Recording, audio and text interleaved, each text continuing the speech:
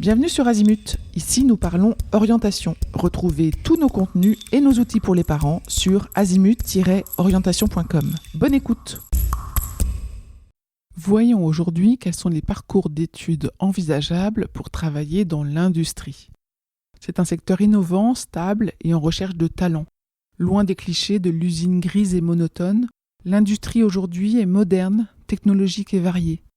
Elle recrute dans de nombreux domaines, la mécanique, l'électronique, l'aéronautique, la chimie, la plasturgie, par exemple, et offre de très belles carrières avec ou sans le bac.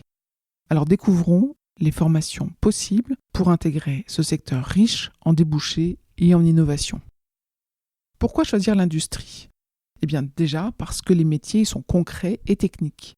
Travailler dans l'industrie, c'est souvent produire, concevoir, améliorer ou maintenir des objets ou des systèmes techniques. Cela peut aller de la fabrication de pièces mécaniques à l'élaboration de matériaux innovants. Et puis c'est un secteur avec une forte employabilité, qui recrute activement. Certains métiers manquent de bras, ce qui permet une insertion rapide sur le marché du travail. Et enfin, c'est une filière d'excellence pour les profils techniques. Les entreprises industrielles valorisent les compétences et permettent une montée en responsabilité rapide. Les opportunités d'évolution sont nombreuses, notamment pour ceux qui choisissent l'alternance ou les études longues. Alors voyons les formations pour intégrer l'industrie. Il existe des parcours adaptés à tous les niveaux. En voici les principaux. Après la troisième, il y a le CAP et le Bac Pro. Le CAP, c'est-à-dire le certificat d'aptitude professionnelle, avec le CAP maintenance des équipements industriels ou le CAP réalisation industrielle en chaudronnerie ou soudage. Et puis le Bac Pro, technicien d'usinage, maintenance industrielle, plasturgie, etc. Ces formations permettent une insertion rapide sur le marché du travail ou une poursuite en BTS. Alors après le bac, il y a les BTS et les BUT. Le BTS, c'est brevet technicien supérieur et le BUT, c'est bachelor universitaire de technologie qui a lieu en IUT.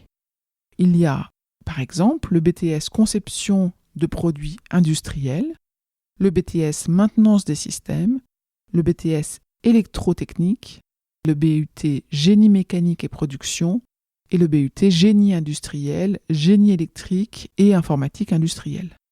Ces diplômes en 2 ans pour le BTS ou en 3 ans pour le BUT sont très appréciés des entreprises industrielles, notamment en alternance. Il est possible de faire des études longues avec les écoles d'ingénieurs, après une prépa scientifique ou une CPGE, classe préparatoire aux grandes écoles, ou alors via des prépas intégrés, c'est-à-dire des études dans lesquelles on intègre directement après le bac. Les admissions se font aussi après un BUT ou une licence scientifique. Les écoles d'ingénieurs forment des futurs cadres de l'industrie, qui peuvent être des responsables de production, des chefs de projet, des ingénieurs recherche et développement, etc. L'industrie offre des débouchés dans des domaines variés. La production et la maintenance, avec par exemple des opérateurs, des techniciens, des responsables d'équipe.